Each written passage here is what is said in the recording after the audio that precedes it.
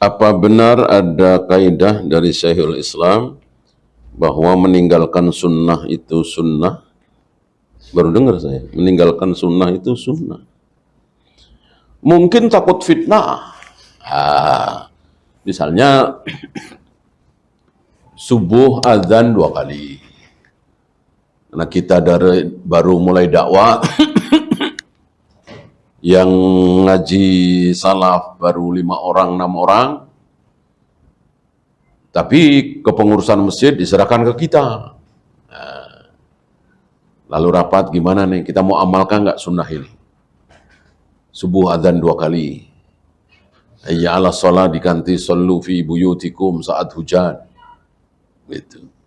Apalagi jam 11 atau setengah 12 azan Jumat. Boleh nggak? Setengah 12 atau 11/4 azan Jumat. Boleh nggak?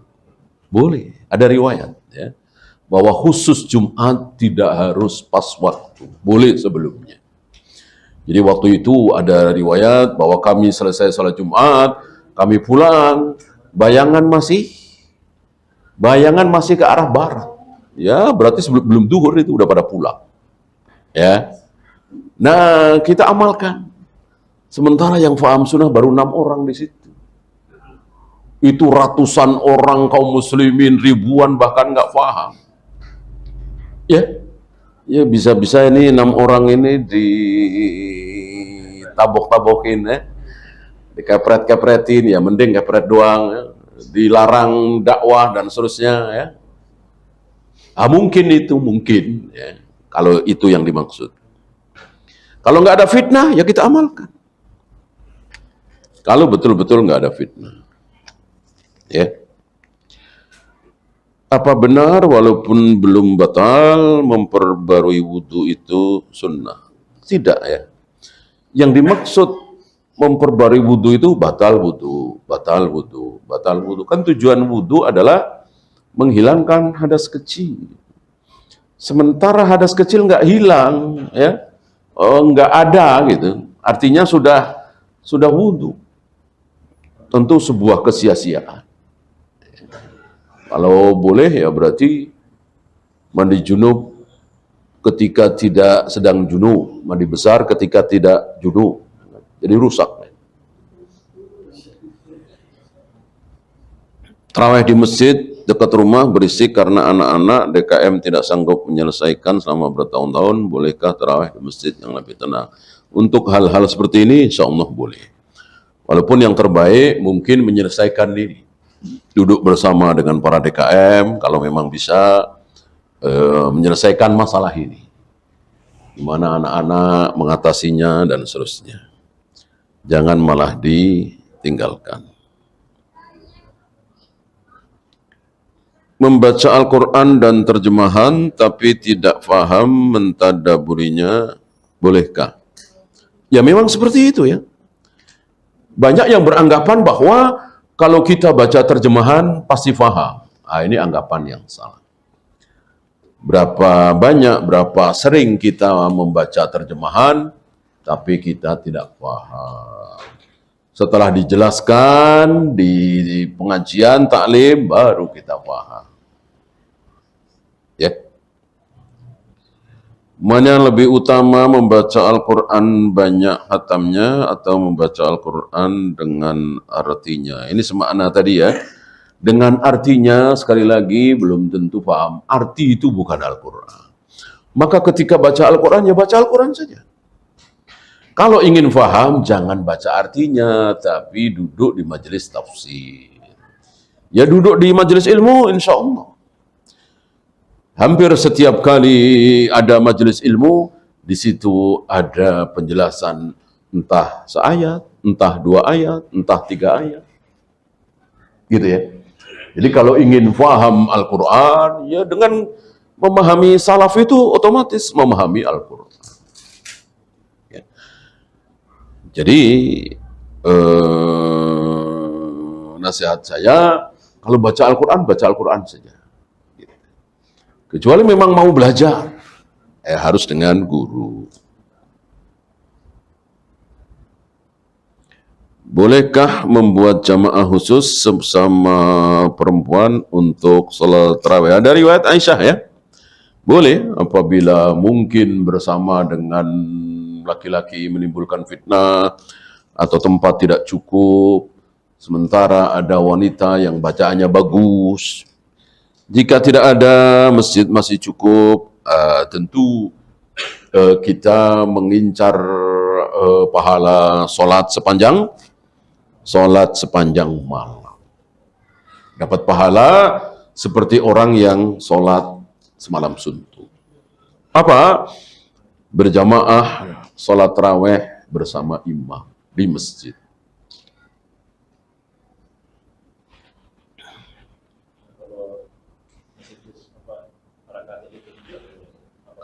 Ya 11, tetap 11. Ya iya. Jadi maksud bersama imam sampai selesai itu ya sampai 11. Nanti kalau ada bid'ah lagi kan tidak tertutup kemungkinan. Ada bid'ah, namanya bid'ah kan selalu baru terus. 30 rakaat, 35 rakaat. Masuk kita harus mengikuti. Tidak ya. Jadi 11 pulang. Jangan 10, jangan 8 pulang, lalu 3-nya witir sendiri. Itu yang tidak bersama imam sampai selesai.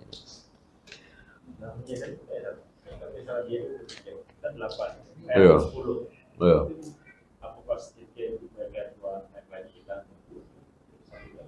Tidak. Kaidah mengatakan bahwa antara imam dengan makmum niat sholatnya tidak harus sama. Jadi imam sholat tarawih niatnya, kita niat witir, boleh apa tidak? Ya boleh. Jadi ketika imam melanjutkan ke 9-10, kita ikut. Tapi niat kita witir. Witir kan boleh 2-1 ya. Nah, nanti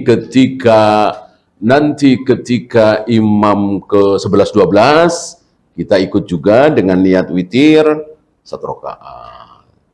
Nanti ketika imam bangkit rakaat kedua, kita duduk tahiyat akhir.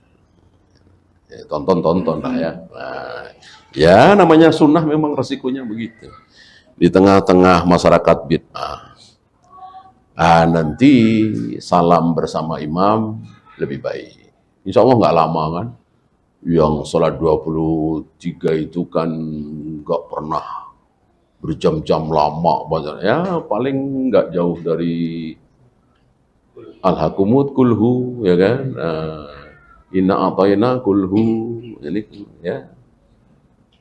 Sambil kita baca pelan-pelan doa sebelum salam.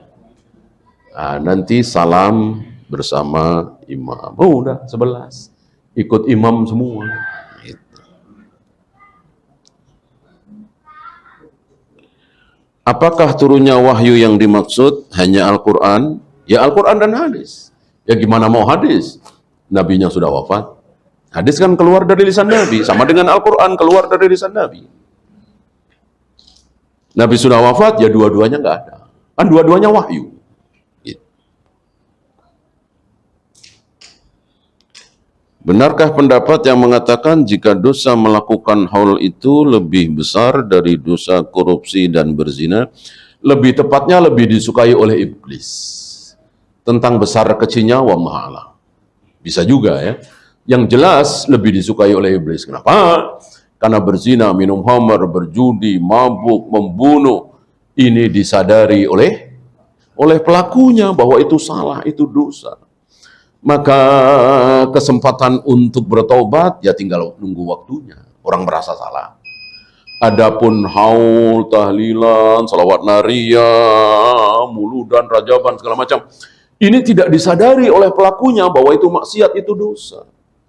Maka kemungkinan untuk bertobat kecil sekali. Gimana mau tobat? Orang nggak merasa salah. Itu. Tentang besar kecilnya, wallahu.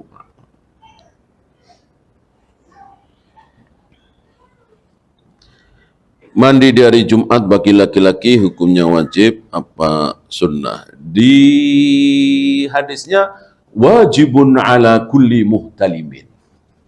Wajib bagi siapapun yang ihtilam. Ihtilam itu balik. Ya. Hanya para ulama ada yang memahami sesuai zahir, wajib ya wajib. Ada yang mengatakan sebuah keutamaan besar. Ya lebih berhati-hati, insya Allah kita mandi. Dan mandinya jangan sebelum subuh. Karena kan belum siang, gitu, masih malam. Jadi mandi Jumat itu ya di siang Jumat, gitu. Jadi habis sholat subuh.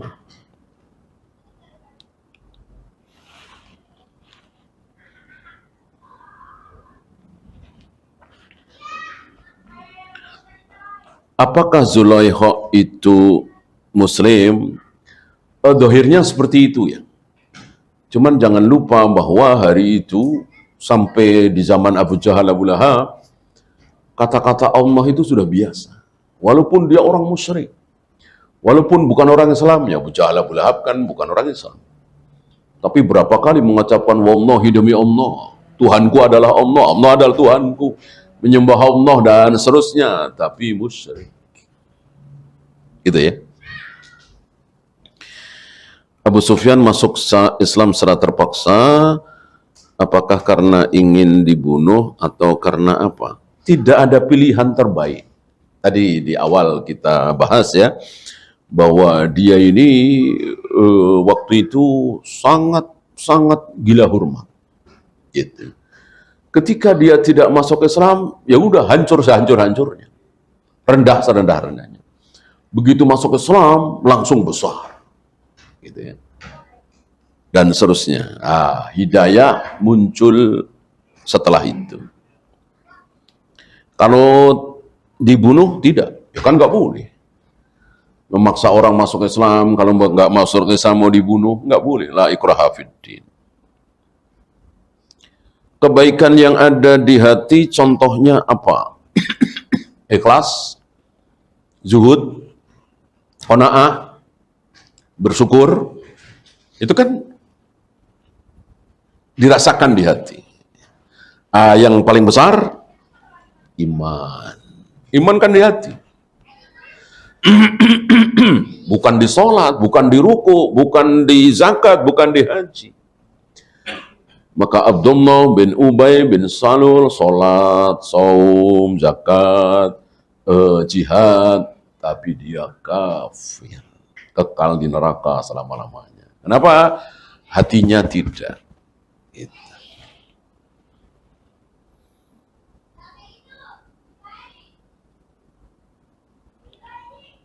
Bila mau hujan baca bismillah, bolehkah?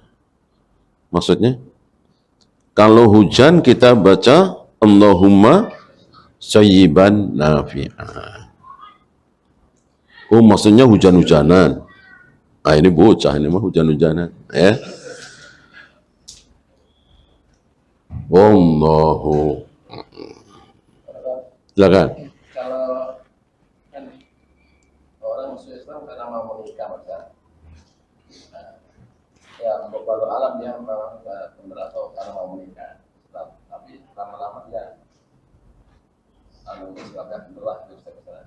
Itu yang suami atau istrinya yang mengajak dia masuk Islam itu sebagai amal jari itu. Oh iya, jelas. Khairul laka min humrin na'am. Lebih baik bagimu daripada unta-unta merah. Orang Arab untuk menunjukkan harta dunia yang luar biasa disebut sebagai unta merah. Itu kalah dengan ada orang masuk Islam gara-gara kita. Nah, si suami masuk Islam gara-gara istrinya, istri masuk Islam gara-gara suaminya. Yang mendapatkan itu. Lah bagaimana awal mula masuk Islam karena nikah? Jangankan karena nikah, mau karena uang, mau karena Indomie, mau karena beras, nggak masalah. Nggak masalah.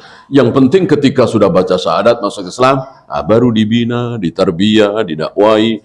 Insya Allah iman itu akan menyusul. Gitu ya. Wallahu. Ya. Ustaz, ini ada, misalnya kita ada pelatihan dari hari Kamis sampai hari Jumat di salah satu gedung. Lebih kurang 150 orang. Boleh nggak kita mengadakan sholat Jumat di gedung? Ada masjid terdekat di situ? Ada, tapi kan di masjid yang terdekat itu kan 150 orang. Nggak muat. Di masjid terdekat nggak muat. Ya nggak. Kalau masih muat, usahakan bersama dengan kaum muslimin setempat. Kalau masih muat ya mungkin di teras, gitu. Masih dikatakan muat. Kalau betul-betul nggak muat, boleh. Karena tidak ada syarat bahwa Jumatan itu harus disebut di masjid. Gitu. Beda dengan itikaf, ya harus di masjid. Bahkan sholat berjamaah kan tidak harus sakah karena satu dan lain hal. Masjid jauh misalnya, nah, kita sholat berjamaah di aula misalnya, kantor misalnya, boleh. Ya.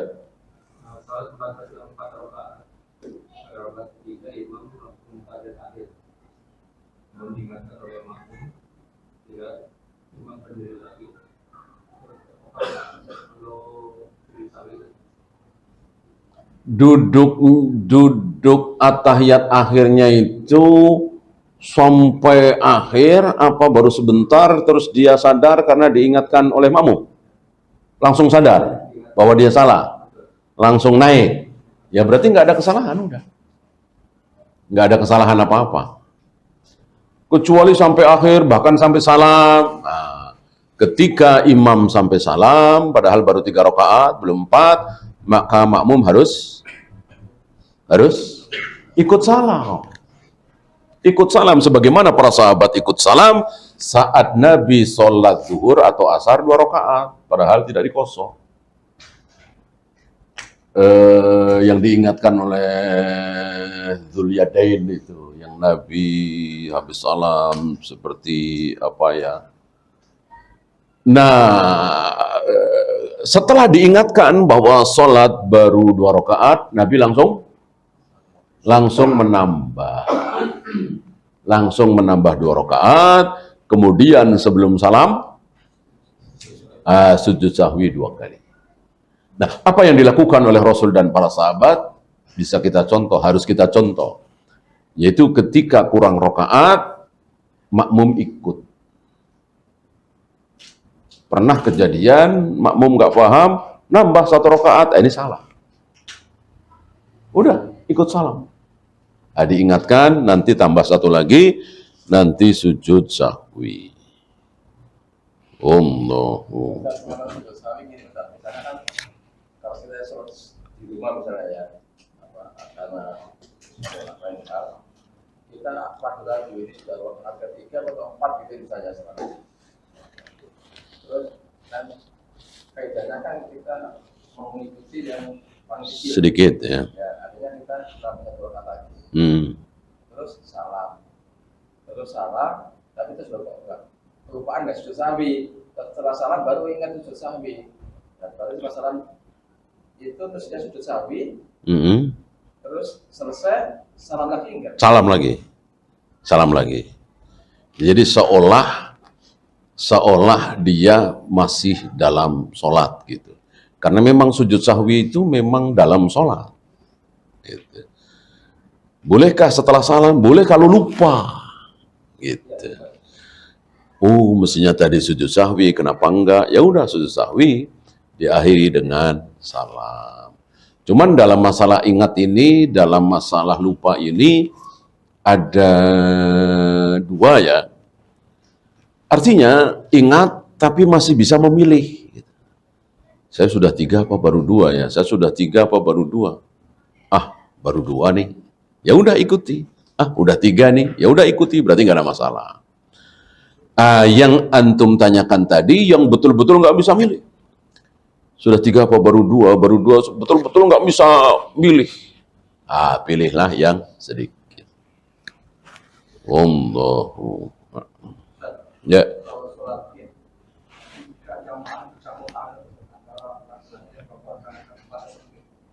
Karena perempuan masjid, laki nggak ada tempat, hanya nggak perempuan. Ya, ini mestinya panitia ya harus mengantisipasi dari awal. Ketika sudah terjadi ya gimana lagi. Tapi ya seperti di Masjidil Haram kan seperti itu ya, karena sulit. Nah, itu maka kalau kan waktu itu kecil, misalnya pada sholat itu anaknya kayak apa ingin sholat id, jadi kalau mereka mengadakan yang pertanyaan banyak gitu, terus mereka itu kan. Yang terbaik sih jangan ngotot ya. Kalau memang kecil ya jangan maksain. Nah, maksudnya kita sebagai jemaah apa kita sholat Ya nggak tanggung jawab. Tanggung jawab. sholat itu apa yang masih yang lebih luas. Oh ya, kalau yang lebih luas itu nggak terlalu jauh, ya cari yang lebih luas. Wallahu. Habis kita akhiri. Subhanakallahumma bihamdika asyhadu an la ilaha illa anta astaghfiruka wa atubu ilaik. Assalamualaikum warahmatullahi